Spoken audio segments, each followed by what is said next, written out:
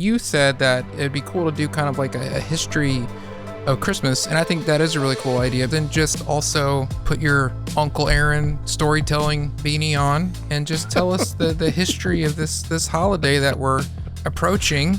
The incarnation is absolutely critically important in order for Jesus to not just be a moral example for us, which he was secondarily, but for Jesus to be the substitute. It's so hope-giving, and I love how the New Living Translation uses a phrase over and over, at just the right time. At just the right time, this happened.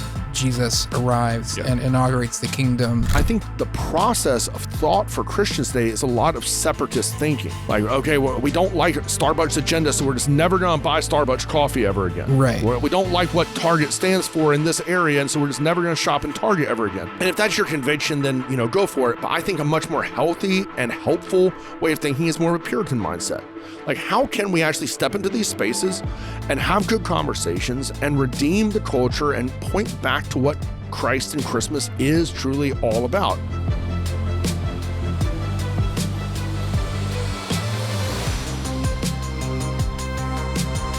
To be honest with you, I did not brush up on my Christmasology knowledge this evening. I thought you were going to show up with your Santa hat and everything. This is my Santa hat, man. This is what I feel like he would wear in the 21st century. He switched to black, so... Yes. Well, we did a Christmas episode last year, and I think we just talked about traditions, and we can do some of that too. But you said that it'd be cool to do kind of like a history of Christmas, and I think that is a really cool idea because in our circles, there isn't so much of the, hey, Christians shouldn't celebrate Christmas. But there are a number of pretty common criticisms that you hear from people, and I think it'd be cool to address those and just also put your Uncle Aaron storytelling beanie on and just tell us the history of this holiday that we're approaching that we both love so much. 'Twas the night before Christmas. And the Rev. No, man, this would be I don't know if I have my Uncle Aaron story book narrator voice right now, but I think it's an interesting topic because there has been a groundswell within really the last 15 years, maybe.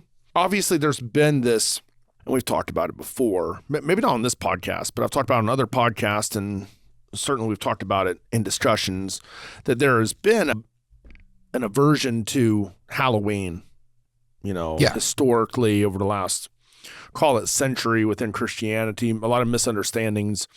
And then Easter as well, with some Christians refusing to even call it Easter because Easter is from Easter, which is a pagan holiday.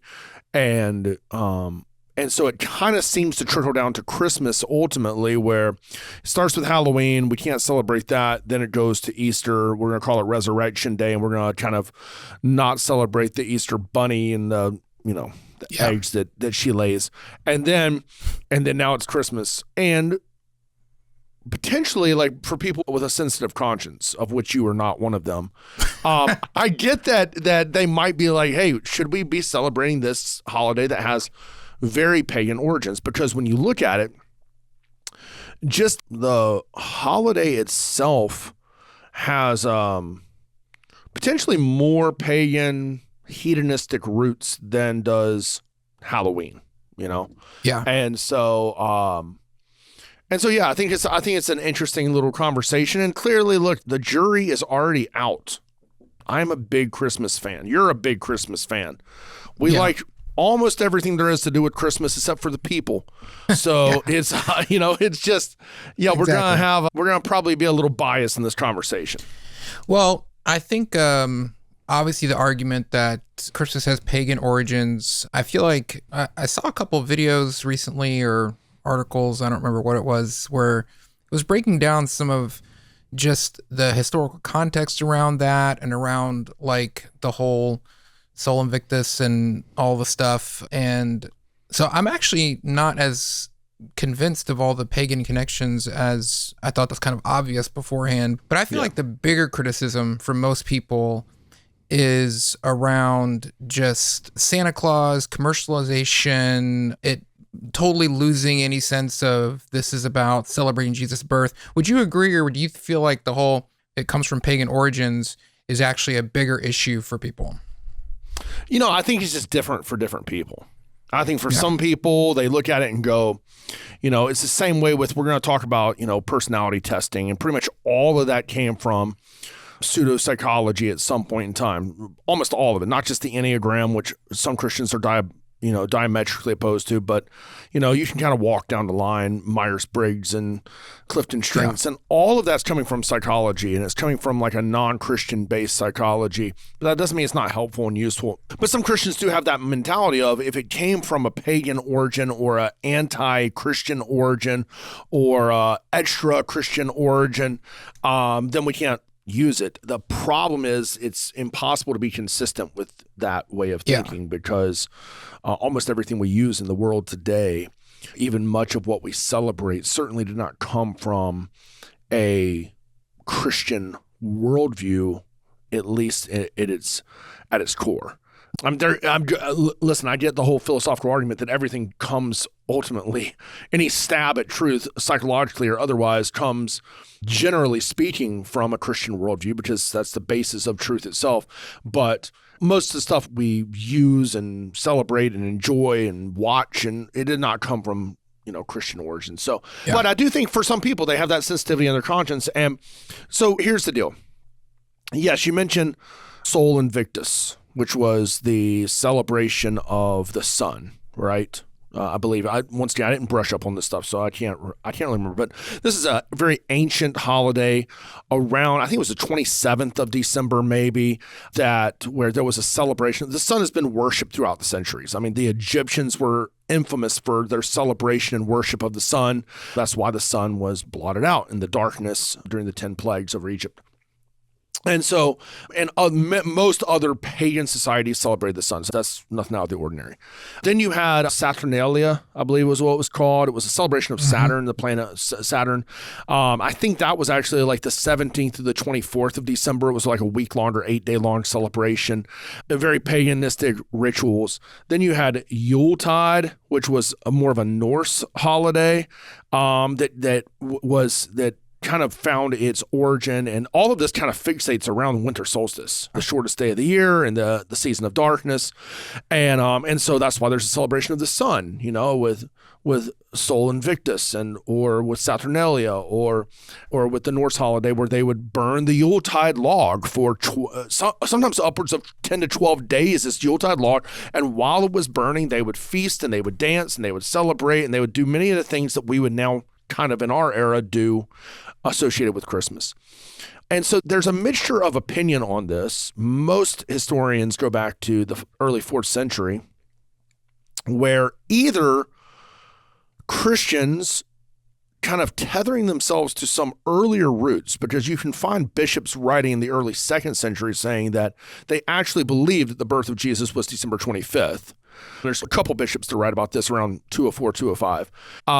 And so it's either tying to that, so it really has nothing to do with the pagan roots whatsoever, or it would be Christians, maybe both of these are true. Maybe some Christians are just trying to decipher when Christ was born, and so they come up with the Mass of Christ, or Christ Mass, which is what Christmas is, to celebrate him, to remember him, to worship him. It really was not common to celebrate the birth of Christ in the first 3 centuries of the church. The resurrection was far more talked about. It was far more of a miraculous event in the church's estimation.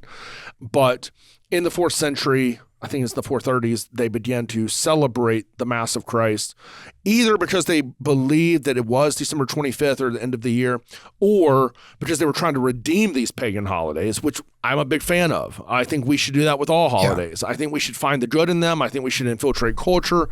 I think we should obviously not worship at the altar of what society and culture tells us we should worship at, and certainly not worship at the altar of Samhain, which was the Celtic festival with the more demonic origins that led to some of the practices of Halloween today, or at the altar of Sol Invictus or Saturnalia or Norse mythology with Yuletide or whatever it is. So all of that being said, you have all of this going on at the end of the year, 4 or 5 different pagan ancient holidays. And so no doubt some scholars, Christians, bishops, leaders in the 4th century said, let's redeem and make all of this, instead of it being so self-centric, let's make it Christ-centric and have the Mass of Christ where we actually remember what this time of the year is. The year draws to an end as the new year begins, what this time of year is all about.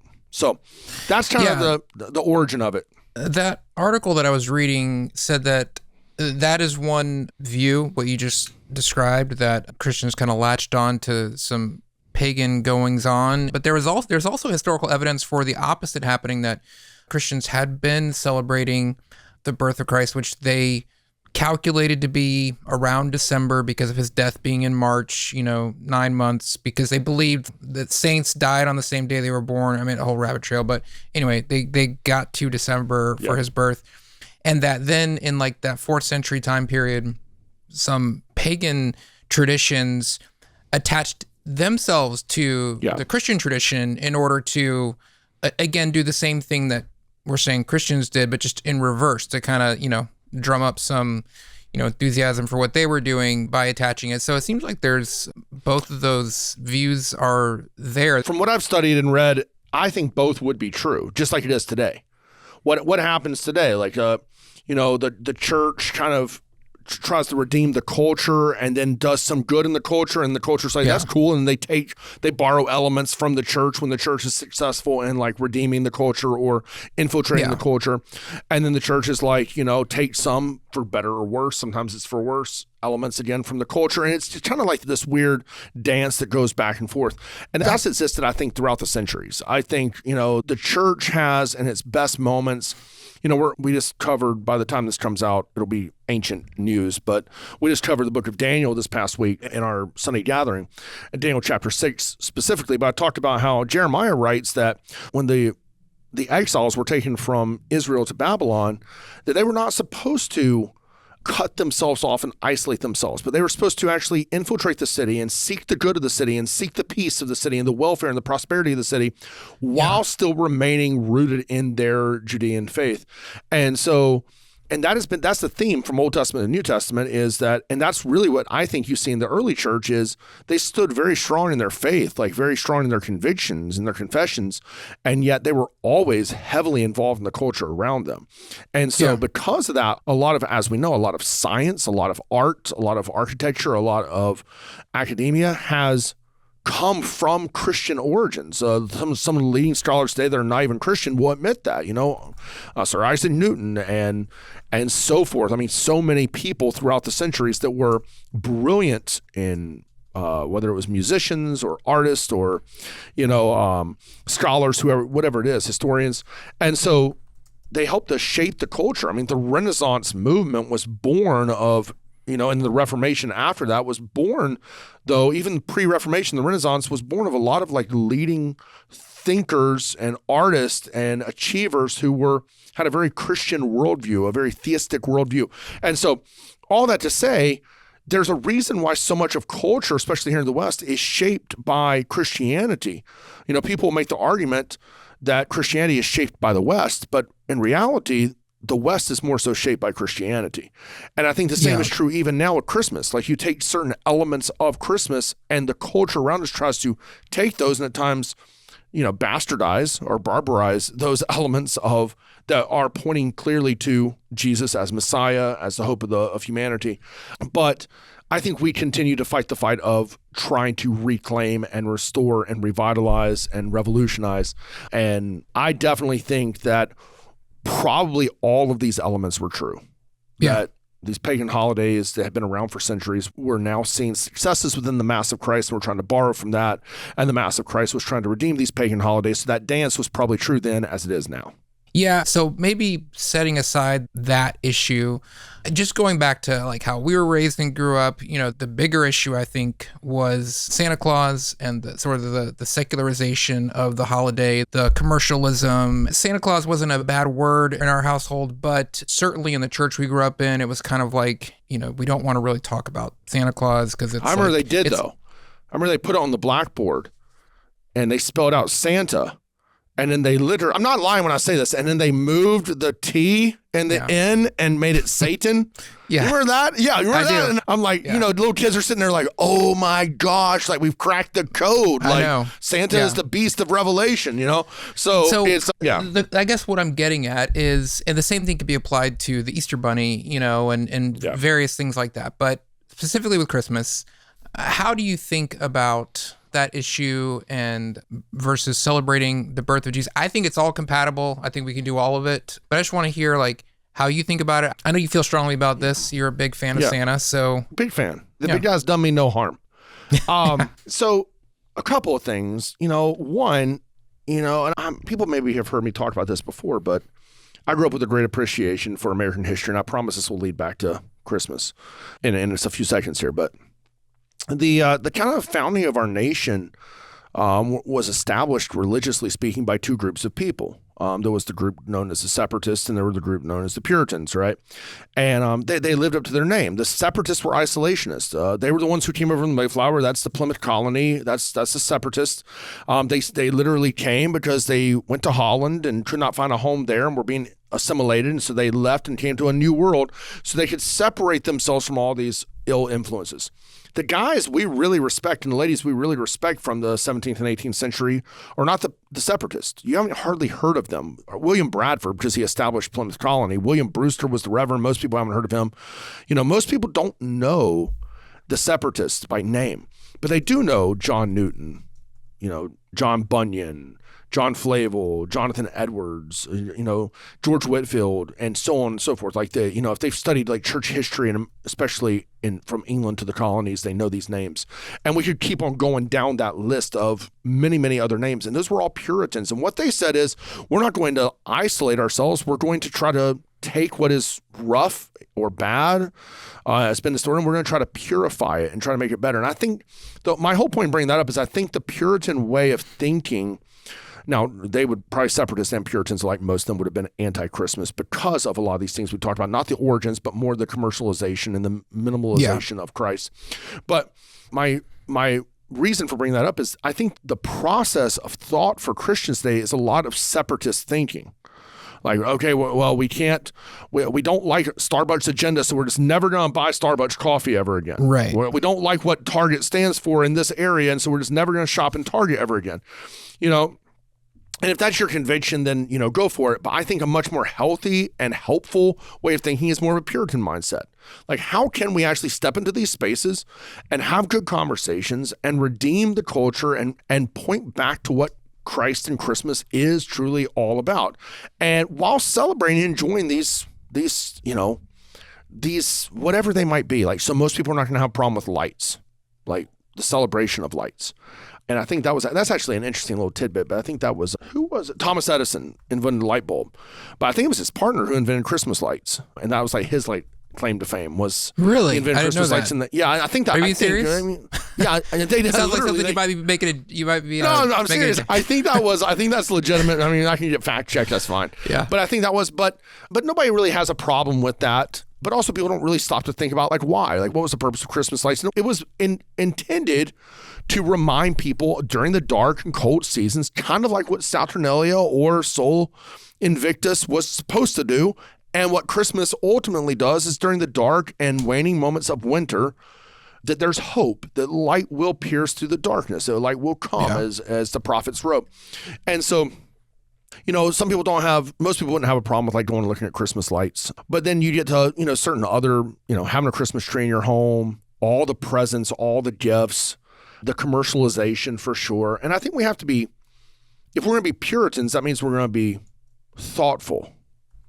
And so I think we have to be thoughtful around this. And could it be redeemed? And I think it can be. I think we can actually give gifts reminding everyone that the gospel of grace in the person of Jesus is the greatest gift that can be given, and that he loves to give. Our Father loves to give his kids gifts that are far better than what comes in, packages and ribbons and bows and whatnot. And so there's ways to redeem that. And we do talk to our kids about that. And I think everybody should talk to their kids, about that.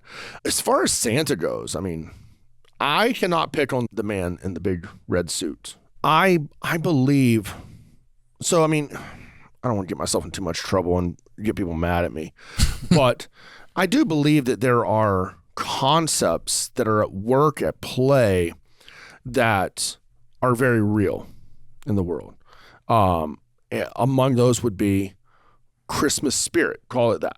There's a vibe, like people would say vibes are real, right? They would say like a spirit or an atmosphere is real.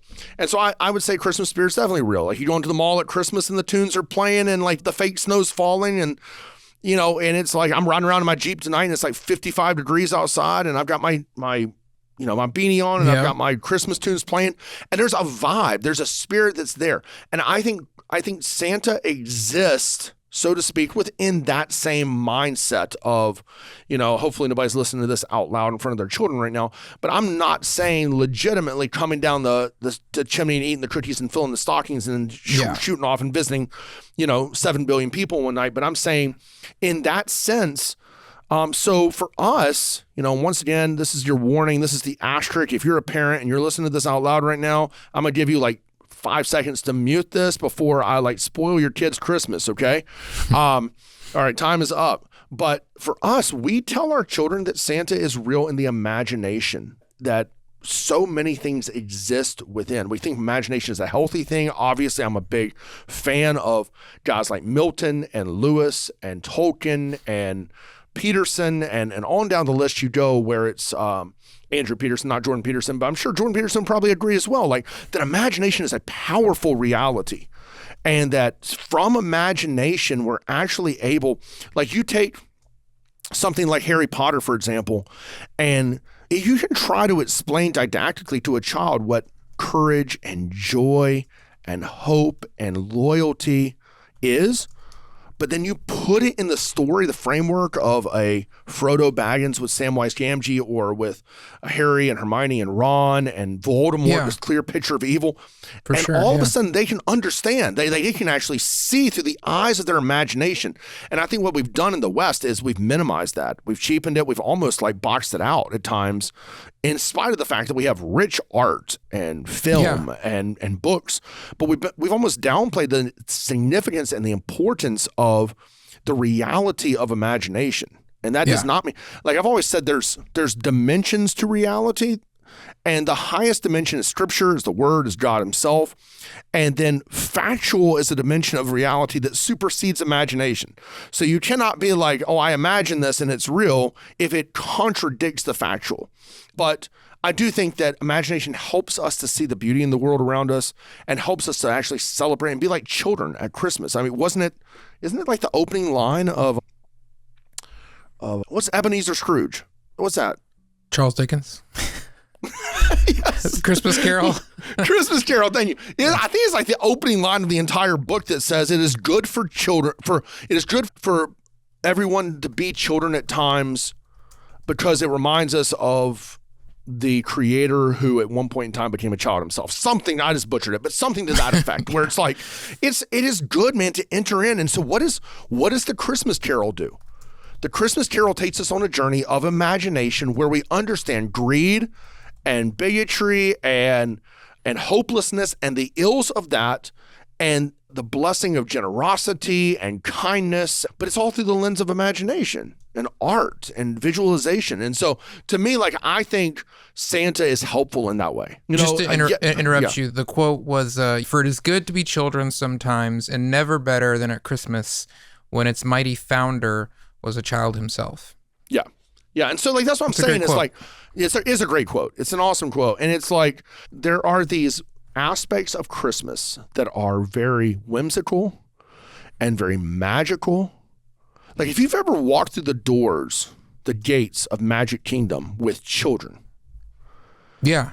Unless you're like completely crotchety and crabby and have no imagination, you would admit, you're just like, there's something magical here. It might not extend to the other Disney parks, but it's definitely, I think it does to Epcot, but it's definitely there at Magic Kingdom. You're like, there's something here, man. Like, this is crazy. And, and I'm not like a super subjective person, but I do think that thinking in the realm and dimension of color and imagination is very helpful. And I think Santa Claus does help us in that way. I think there's something very warm and very kind and very generous about the spirit of Santa Claus. And I think it actually historically, it actually points back to Christ and to the generosity of Christ. And that's what St. Nicholas, I think it was the 4th century characters who he emerged from. That's what he did, is he actually was very, very wealthy and gave away all of his resources to help the impoverished. And that's where the legend of St. Nicholas was born. I know you said Santa Claus is kind of like Obi-Wan Kenobi. He's real from like a certain point of view, but do they understand what you're saying, or do you tell them like, okay, he's not really real? Or your kids are still pretty young, so... He's not real in the sense that you can't, like... I mean... You know what I mean, though. You can go touch a replica of Santa, like who sits in the mall or Busch Gardens or whatever, but the actual Santa who lives in the North Pole, like you cannot... But he's like Batman who lives in the Batcave. I don't tell my kids that Batman's not real either. Like, I let their imaginations run wild. And I think as they've gotten older, I have an 11-year-old, 9-year-old, and 7-year-old, I think all three of them now are at this point of realization. But they're not sad. They're not like wailing and crying and like, because we've kind of been like this all along, that like he's not real in the sense that mommy and daddy are real. Yeah. But he's still real within the imagination and the spirit of Christmas. And for me, and maybe you're listening, you're like, that doesn't make any sense. I can't jive with that. And that's fine. Like, enjoy your dark Christmas. But but I have no problem with it. I think it's the way that we should think about it. There needs to be more imagination in the West, not less. Yeah, no, I agree. I mean, we've talked about this on multiple episodes. I spend a lot of time reading novels. I read a lot of novels, and for that reason, I feel like there is truth that cannot be conveyed in a better way. And just to appeal to Jesus and Scripture itself, Jesus always taught in stories that weren't true. He made up stories to communicate truth, and so.